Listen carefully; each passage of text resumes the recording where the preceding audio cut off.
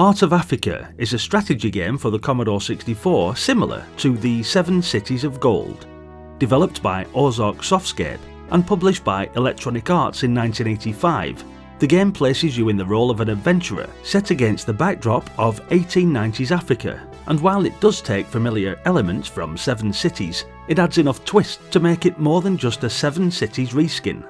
You've never heard of Mr. Hiram Perkins Prim. In fact, you're pretty sure his name sounds like someone who should be selling questionable tonics rather than leaving you a fortune. Yet against all odds, you've been named in his will. The accompanying letter from his solicitors attempts to explain, but honestly, nothing can really prepare you for what's coming. Prim, it turns out, had a rather intense fascination with Africa. While most explorers were busy charting rivers and getting lost in the jungle, Prim dedicated his life to proving the existence of the lost tomb of Pharaoh Ahnk Ahnk. Yes, really. Experts dismissed him. His family thought he was a few hippos short of a safari, and in response he cut them all out of his will. Instead, he left his fortune to someone completely unqualified. Find the tomb before December 1895 or you're out of luck, and possibly out of a house too. You inherit the estate, but only if you can beat the clock. With just 10 weeks of supplies and enough cash for either a decent meal or a halfway decent shovel, you're off into the wild unknown. The original disc came with the 20-page survival guide for the one and only Mr. Prim, packed with essential advice like natives might trade with you or try to stab you. And whatever you do, do not fall off a waterfall.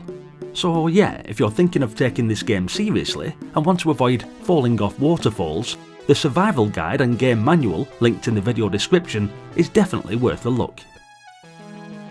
Your travels are displayed via a scrolling map accompanied by 4 icons that let you check your status. Are you hungry, dying, being chased by angry locals? All critical information. Consult your bearings, usually to confirm that yes, you are indeed lost. Manipulate objects. Dig up treasure, bribe chiefs, or wave a weapon around when diplomacy fails. Keep a diary, because what's an expedition without the ability to write down, met the village chief, offered him gold, he laughed, now running. The diary system is surprisingly authentic, allowing you to record clues, track your progress, and document just how many times you've been robbed. In Cairo's bustling marketplace, you can purchase essentials like food, weapons, tickets to other ports, and tools to assist in your travels, like a machete for jungle navigation and intimidation, a canoe which is great until you hit rapids, a map for getting lost slightly less often, and a shovel for treasure hunting, or, more realistically, grave digging. Your first priority is survival as you hop from village to village, hoping the locals are more friendly merchants and less murderous warbands. If you approach the right way, chiefs might trade with you, drop hints about hidden treasures, or even reveal clues about the fabled tomb. Of course, there's always the risk that instead of a trade, you'll receive a ceremonial spear to the torso. Larger cities even have pubs where you can save your progress. I believe that all responsible adventurers should always try preserving their legacy over a pint. But not every town stocks what you need, so a bit of forward planning is required. You can also bury caches of supplies for later use, or provide a future archaeologist with a bit of fortune if they ever discover a stash of canned beans and gold bars beneath an African upside-down tree. As you venture deeper into the wilderness, supplies become scarcer than your chances of making it out unscathed. This is where the village chiefs come in. With the right bribe, they might provide a helpful clue. Offer them the wrong gift, however, and you'll be banished faster than you can say, "I apologise for the cultural misunderstanding." While the graphics won't have your monocle popping off in sheer amazement, Heart of Africa is perfect for those who love strategy and exploration.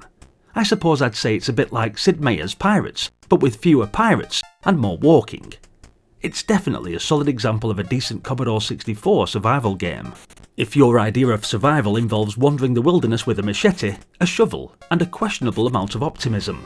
But give it a whirl and get it fired up, because this may quickly become one of your favourites for the C64. Thanks for watching, guys. Hit the like button if you enjoyed the video, and please feel free to share your experiences with this one in the comments. Did you prefer 7 Cities of Gold? I'd be interested in hearing about it. Also, for more nostalgic videos just like this, then maybe consider subscribing to the channel as we venture on our own expedition, exploring the vast library of Commodore 64 games. There's plenty more on the various channel playlists, and another one coming up right now. Hopefully, I'll see you there. Until then, bye for now.